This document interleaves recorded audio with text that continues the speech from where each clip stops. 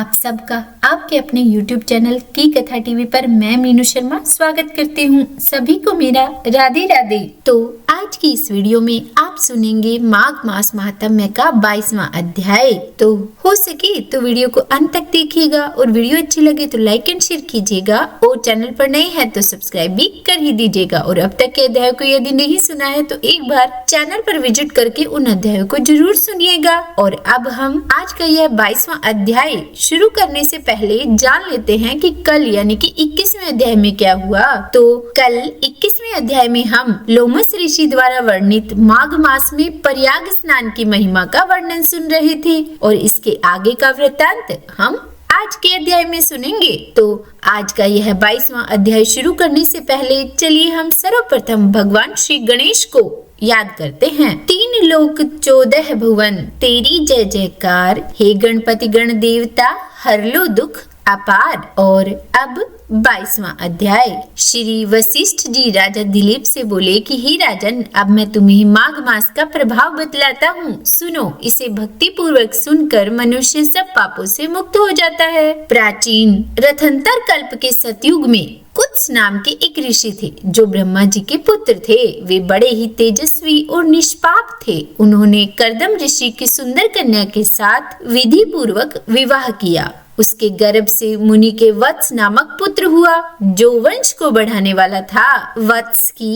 5 वर्ष की अवस्था होने पर पिता ने उनका उपनयन संस्कार करके उन्हें गायत्री मंत्र का उपदेश किया और अब वे ब्रह्मचर्य का पालन करते हुए भृगुकुल में निवास करने लगे। प्रतिदिन प्रातः काल और सायंकाल अग्निहोत्र, तीनों समय स्नान और भिक्षा के अन्न का भोजन करते थे। अपनी इंद्रियों को काबू में रखते थे और काला मृगचर्म धारण करते और सदा स्वाध्याय में लगे रहते थे। पैर से लेकर शिखा तक लंबा पलाश का डंडा जिसमें कोई छेद नहीं था लिए रहते थे। हाथ में सदा कमंडल धारण करते, स्वच्छ कोपिन पहनते, शुद्ध भाव से रहते और स्वच्छ यज्ञोपवीत धारण करते थे। उनका मस्तक सदैव भस्म से सुशोभित रहता था।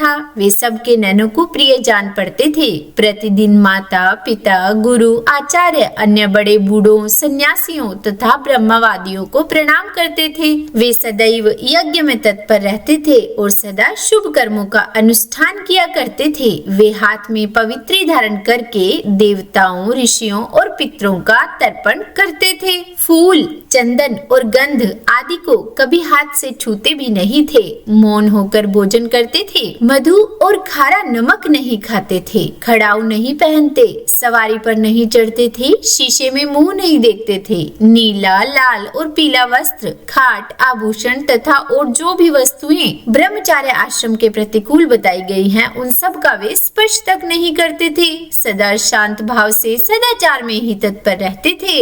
ऐसे उत्तम आचारवान और ब्रह्मचर्य का पालन करने वाले वत्स मुनि सूर्य के मकर राशि पर रहते माघ मास में भक्ति पूर्वक प्रातः स्नान करते थे।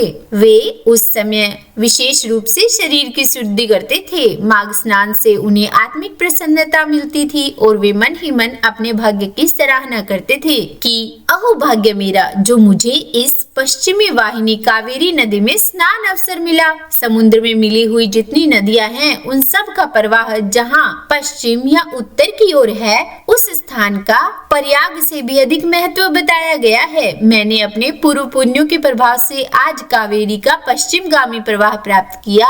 मैं कृतार्थ हूँ, बहुत ज्यादा कृतार्थ हूँ। और इस प्रकार सोचते हुए वे प्रसन्न चित्त से कावेरी के जल में तीनों काल स्नान करते थे। उन्होंने कावेरी के पश्चिमी गामी प्रवाह में 3 साल तक माघ स्नान किया और उसके पुण्य से उनका अंतःकरण शुद्ध हो गया। वे ममता और कामना से रहित हो गए। तदंतर माता पिता और गुरु की आज्ञा लेकर वे सर्व पापनाशक कल्याण तीर्थ में आ गए। उस सरोवर में भी 1 मास तक माघ स्नान करके ब्रह्मचारी वत्स मुनि तपस्या करने लगे। उसके बाद ऋषि वशिष्ठ जी राजा से बोले कि हे राजन, इस प्रकार उन्हें उत्तम तपस्या करते देख भगवान विष्णु अत्यंत ही प्रसन्न होकर उनके आगे प्रत्यक्ष प्रकट हुए और बोले कि हे हे मृगशृंग, मैं तुम पर बहुत अधिक प्रसन्न हूँ। ये कहकर भगवान ने उनके मस्तक का स्पर्श किया। तब वत्स मुनि समाधि से जाग उठे और उन्होंने अपने सामने भगवान विष्णु को देखा। भगवान विष्णु सहस्र सूर्यों के समान तेजस्वी, कौस्तुभ मणि धारण किए हुए, मन को शांति देते हुए दिख रहे थे। उन्हें देखकर मुनि ने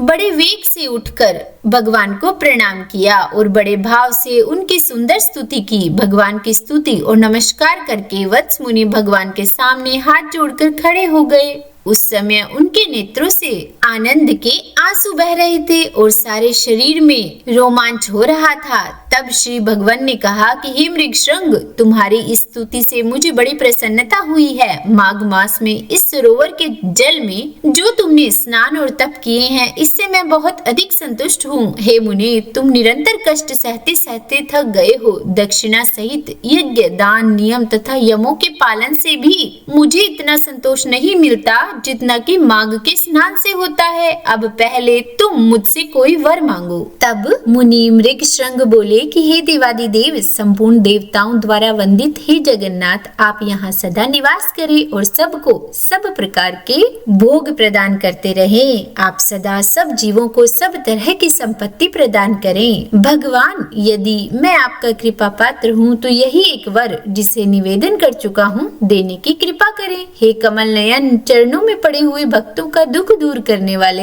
हे अच्युत, आप मुझ पर प्रसन्न होइए। शरणागत दीन वत्सल, मैं आपकी शरण में हूँ। तब भगवान विष्णु बोले कि हे मृगशृंग, एवं अस्तु, ऐसा ही होगा। मैं सदा यहाँ निवास करूँगा। जो लोग यहाँ मेरा पूजन करेंगे उन्हें सब प्रकार की सुख संपत्ति प्राप्त होगी। और विशेष प्रकार से जब सूर्य मकर राशि पर हो, उस समय यदि इस सरोवर में स्नान कोई करेगा तो उस मनुष्य के सब पाप नष्ट हो जाएंगे और वह मेरे परम पद को प्राप्त होगा।